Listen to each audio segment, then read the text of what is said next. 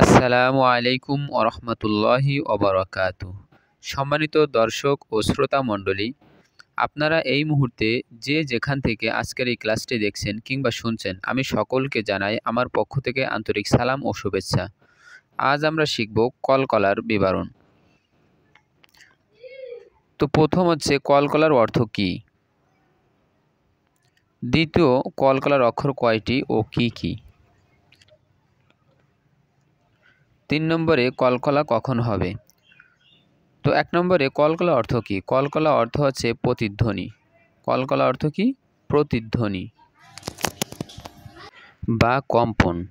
প্রতিধ্বনি বা কম্পন। আমরা এভাবে এটা বলতে পারি যে কলকলার অক্ষরগুলি তার মাখরাজে লেগে পুনরায় ফেরত আসবে। অর্থাৎ সাপোজ ধরে নেন যে যদি একটা বল মারা হয় তাহলে বলটা কিন্তু পুনরায় আবার ফেরত আসে। কলকলা জিনিসটাও কিন্তু এরকম যে কলকলার অক্ষরগুলি তার মাখরাজে লেগে পুনরায় ফেরত চলে আসে। কলকলা হরফ 5টি: কফ, ত, বা, জিম, দাল। এই 5 হরফে জজম হইলে কলকলা করিয়া পড়িতে হয়। যথা হামজা কফ জবর আকো, হামজা কফ জবর আকো, হামজা কফ জের ইকো, হামজা কফ জের ইকো, হামজা কফ পেশ ওকো, হামজা কফ পেশ ওকো, আকো, ইকো, ওকো। কলকলার উচ্চারণের কয়েকটি পার্থক্য দেখেন। কলকলা হরফ কিন্তু 5টি ছিল: কফ, ত, বা, জিম, দাল। এর ভিতর থেকে 2টি হচ্ছে মোটা অক্ষর, কফ এবং ত। এই দুইটা কি অক্ষর? মোটা অক্ষর। এই দুইটি হরফে মুস্তালিয়ার হরফ, অর্থাৎ এই দুইটির কলকলা উপর দিকে হবে, ঊর্ধ্বমুখী। আর পরের 3টি পাতলা হবে, বা, জিম, দাল। এই 3টি অর্থাৎ হরফে মুস্তাফিলার থেকে আসছে। এই 3টির কলকলা নিম্নমুখী হবে। চলুন তাহলে উদাহরণের মাধ্যমে আমরা জেনে নিই। প্রথম উদাহরণটা আমরা কফ দিয়ে দেব। দেখেন এখানে এই আকো রবু, এই কফটা কিন্তু হরফে মুস্তালিয়ার হরফ, এই জন্য এটার কলকলা হবে কি? উপর দিকে, ঊর্ধ্বমুখী।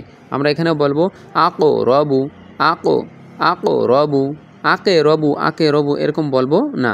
আকো রবু, হামজা কফ জবর আকো, আকো, আকো রবু।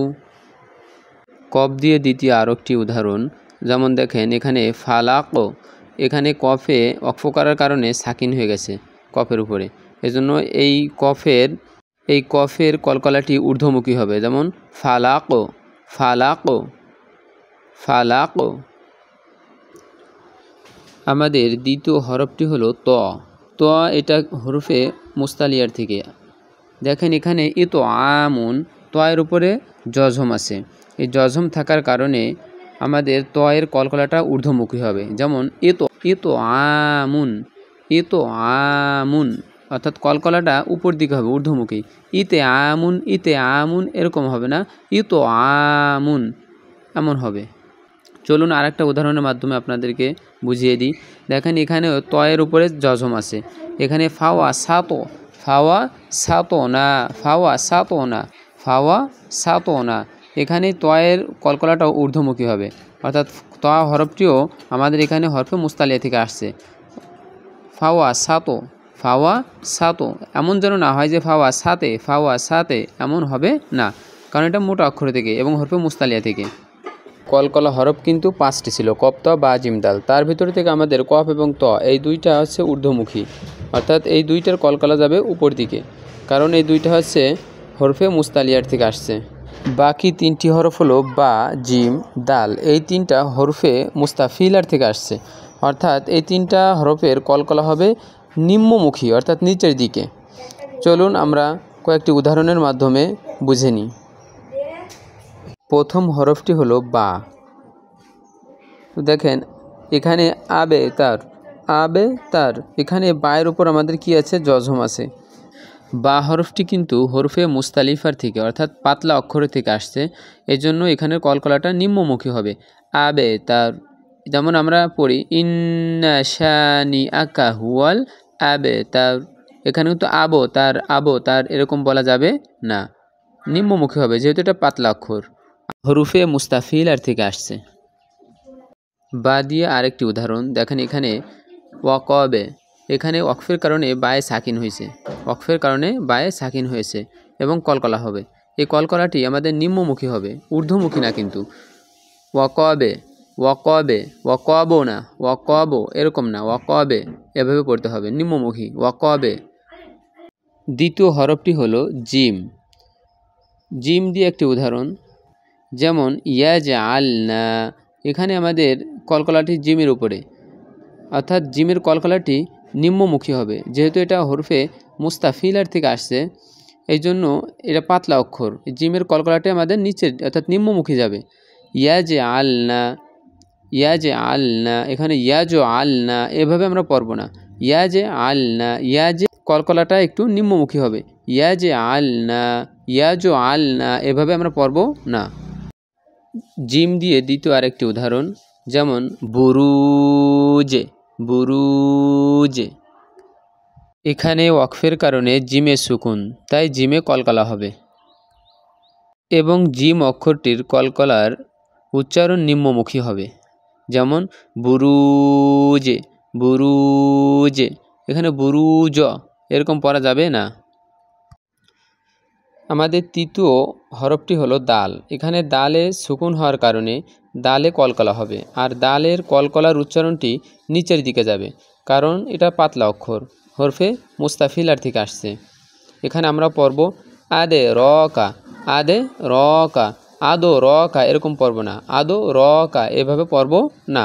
এখানে আমাদের দালের কলকলাটি নিম্নমুখী হবে, আদে রকা, আদে রকা।